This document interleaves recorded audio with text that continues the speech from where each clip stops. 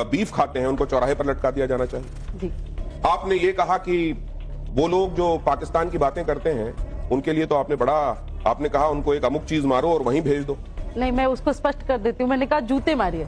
आप बोल सकते हैं। जी। अब आप इस तरीके से कह देते हैं। हाँ। आप यही तो आपकी कहीं यही तो समस्या नहीं है कि आप जो कहती हैं वो ऐसे कह देती हैं। क्या है ये तो आपने भी सुना होगा कि सत्यम ब्रूयात प्रियम ब्रूयात न ब्रूयात सत्यम अप्रियम।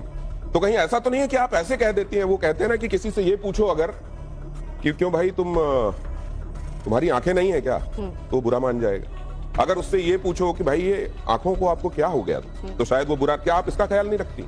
देखिए, मैं आपको एक बहुत स्पष्टता के साथ बात बताती हूँ भैया, और मेरी बहुत सारी युवा पीढ़ी यहाँ पे बैठी है ना, तो खासतौर से इनको समझना चाहिए, इनको जानना चाहिए जो सत्य इनको नहीं दिखाया गया। कि साध्वी सरस्वती की एक बात तो सामने आ गई कि पाकिस्तान की तारीफ करने वालों को जूते मार के पाकिस्तान भगा दो, परंतु उसके पीछे आपने दृश्य नहीं देखा कि मैं जिन जिन स्टेट में जाती थी, चाहे केरला हो, कर्नाटका हो, कश्मीर में, आज तक इतना सुंदर कश्मीर है, पूरी दुनिया वहां घूमने के लिए जाती है। साध्वी सरस्वती से क्या आपत्ति है? हमारे 6-7 कार्यक्रम वहां हुए और उनको रद्द करा दिया गया, मुझे उसकी बॉर्डर में घुसने नहीं दिया।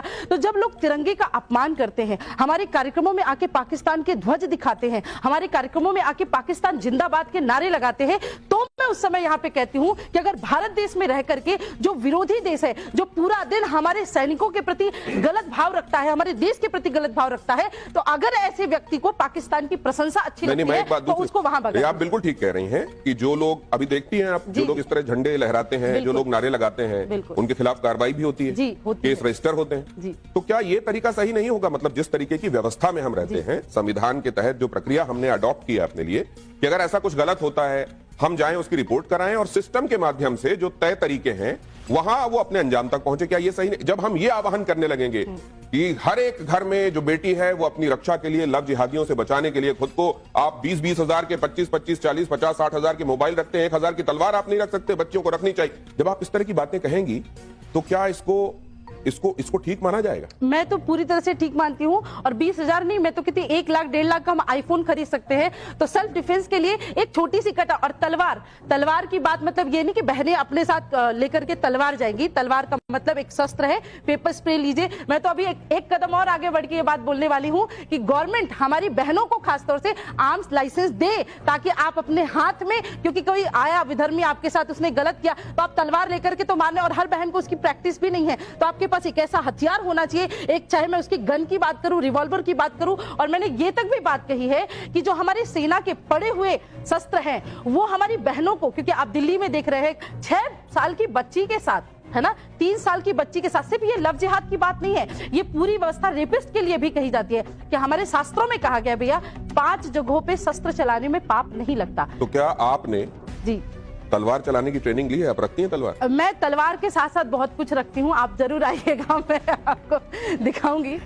नहीं वहीं खड़ा होकर बात करूं? नहीं, अभी तो मेरे पास आपकी सुरक्षा में हूँ, आपके घेरे में हूँ। हाँ। तो मेरे पास एक माइक है और मेरे पास एक सशक्त प्रवक्ता मेरे सामने खड़े हैं। तो मैं एक बात बताइए, क्या आप जब आप कह रहे हैं कि अपने पास हथियार रखो, जी, ये जो देश का सिस्टम है, हाँ, हमारी सुरक्षा के लिए लगे हुए जो लोग हैं, क्या हमारा उनके ऊपर भरोसा कम हो गया इसलिए हम ये सब बातें कर रहे हैं? आप मेरी परिस्थिति को समझिए ना। मैं जब घर से निकली थी ना, उस समय पूरे देश में इस प्रकार का शासन चल रहा था कि कहीं भी हम बात कर रहे थे, बोल रहे थे, वहां पर केस रजिस्टर्ड हो जाते थे। और जिस प्रकार की स्थिति अभी भारत में है ना, आप उस प्रकार की स्थिति पहले इमेजिन नहीं कर सकते थे। आप ये कह रहे हैं कि ज्यादातर बयान जो आपने दिए हैं, हाँ, ये उस दौर के हैं जब अभी मौजूदा सरकार आई थी, तो नई आई थी, और या फिर उसके पहले की बात? आप ये कह रहे हैं ऐसे स्टेट के भी हैं जहां पे मैं गई और वहां की सरकार, तो आप जहां पर भारतीय जनता पार्टी को केंद्र में शासन करते हुए देख रही हैं, या जो दूसरे बीजेपी रूल्ड स्टेट हैं, वहां पर आप स्थितियों को अलग पाती हैं?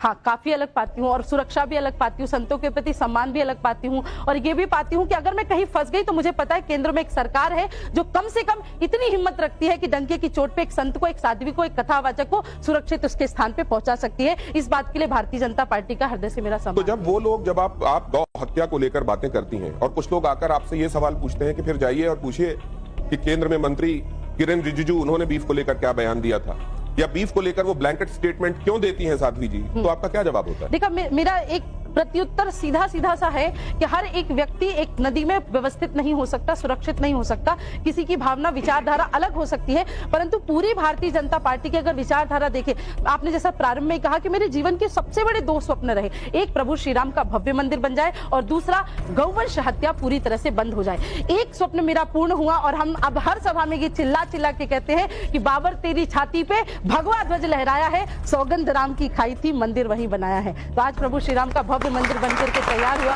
उस बात की प्रसन्नता है। और एक दिन मुझे ये विश्वास है कि माननीय नरेंद्र मोदी जी और उनके आने वाले शासित लोगों में ही शायद एक दिन हमारी दिल्ली के ही लाल किले से आह्वान होगा कि भारत से गौवंश हत्या बंद होती है। लेकिन यही आरोप लगाया जाता है, विपक्षी विरोधी लगातार इस बात को लेकर कहते हैं कि ये बताइए आपने उन कंपनियों से चंदा क्यों लिया जिन कंपनियों में वो बीफ के नाम, बीफ जहां पर शब्द का इस्तेमाल हो रहा है वो बीफ के नाम पर एक्चुअली गौवंश ना होकर ये कहा जा रहा है कि वो भैंस से जुड़े हुए पशु होते हैं, लेकिन उसके बावजूद ये कहते हैं कि आप वहां पे किसी ना किसी तरीके से बीफ से आप कनेक्टेड क्यों है, बीफ से आप अपने आप को एकदम अलग क्यों नहीं करते हैं? क्या आपका कहना और आपका करना इसमें फर्क है? एक साध्वी क्या देखती हैं आप, पॉलिटिकल नहीं, मैं पॉलिटिकल बात नहीं करती हूँ। मुझे ऐसा लगता है कि कभी कभी सरकार को भी सुधार की आवश्यकता होती है और मैं इस मंच से डंके की चोट पे कहती हूँ कि अगर आज भारतीय जनता पार्टी भी देश विरोधी बातें या देश विरोधी गतिविधियां करेगी तो साध्वी सरस्वती उनका भी विरोध करेगी। तो कहीं ना कहीं करती है में हूँ या नहीं करती है, करेगी या नहीं करेगी? करती हूँ, करती नहीं, मैं कह रहा हूँ कि केंद्र सरकार से आप पूरी तरह से संतुष्ट हैं? भाजपा की सरकार है जहां गौ माता के विषय में तो देखिए साधु संत कोई भी संतुष्ट नहीं है। हर रोज वो एक प्रयत्न करते हैं कि किसी भी प्रकार से केंद्र सरकार को ये मैसेज दिया जाए। और कुछ प्रांतों में जैसे महाराष्ट्र में आपने देखा एकनाथ शिंदे जी ने गौ माता को राज्य माता का दर्जा दिया, तो उसी प्रकार से मुझे लगता है कि प्रांत भी अगर होता रहा तो धीरे धीरे भारतवर्ष से गौवंश हत्या अपने आप बंद हो जाएगी। नीति निर्देशक तत्वों में संविधान के जिनका उल्लेख हुआ, गौ हत्या को रोकना चाहिए, इस संदर्भ में भी स्पेशल इंडिकेशन है। हम देख रहे हैं यूसीसी के संदर्भ में भी बातें कही गई हैं, लेकिन उसको लेकर जब विरोध होता हुआ आप देखती हैं और एक साइजेबल चंक विरोध में भी खड़ा होता है, तो आपको क्या लगता है? मुझे अब कभी कभी ऐसा लगता है कि विरोधाभास वाले जो लोग हैं ना, मैं अभी सभी से मिली भी, तो जब हमारी बातचीत होती है तब हम बहुत नॉर्मल बात करते हैं, परंतु कभी कभी ऐसा लगता है कि व्यक्ति विशेष को देख करके, समाज को देख करके, मीडिया को देख के या कंट्रोवर्शियल भाव को देख करके लोग अपना स्टेटमेंट थोड़ा ज्यादा चेंज कर लेते हैं। पहला विषय रहा मेरा। दूसरा विषय यह है कि विरोधाभास तो ऐसा हो गया आजकल भारत देश में कि एक व्यक्ति यहाँ पे इस पल्ले पे बैठा है, भारतीय जनता पार्टी ने राम मंदिर बनाया, अच्छा दूसरी पार्टी कह रही है राम मंदिर का हम विरोध करते हैं। उसको समझ भी नहीं आ रहा है कि भाई तुम कर क्या रहे हो, तुम उनका विरोध कर रहे हो जिनके तुम वंशज हो। तो मुस्लिम पक्ष तो बहुत दूर की बात है, यहाँ तो हिंदू ही अपने घर में जयचंद बने बैठे हैं, रामलला के बुलावे पे, निमंत्रण पे वहां पे नहीं जा रहे हैं। तो विरोध तो ये हो गया है कि भाई अगर ये फला राइट विंग ने ये कहा है तो हमको कोई भी अच्छा काम, ये भी अगर वो ये भी बोलेगा कि आपकी माता जी बहुत अच्छी है, तो वो ये सोचेंगे कि मैं मेरी माता जी में 4 बुराई निकाल के कैसे बता दूं। नहीं, लेकिन उनका ये कहना है कि आप ये बताइए कि राम सबके भीतर है या राम सिर्फ मंदिर में? अगर सबके भीतर है तो मैं अपने अंदर उतर कर भी राम का ध्यान कर सकता हूं। मंदिर जाने पर ही मुझे सर्टिफिकेट राम भक्त का मिले, ये क्यों आवश्यक है? ये कहते हैं। देखिए, मंदिर जाने पे राम भक्त का सर्टिफिकेट नहीं मिलेगा तो फिर आप अजमेर शरीफ क्यों जा रहे हैं? वहां जाके आपको सर्टिफिकेट मिल रहा है क्या? आप इतने सारे जो टोपी पहन के जालीदार घूम रहे हैं, जगह जगह पे चादरें चढ़ा रहे हैं और फिर अपनी मूवीज और फिल्मों में ये बात बयानबाजी करते जा रहे हैं कि शिव जी के ऊपर दूध मत चढ़ाइए, और फिर आप जब जैसी ठंडी आती है और फिर कंबल बांटना शुरू कर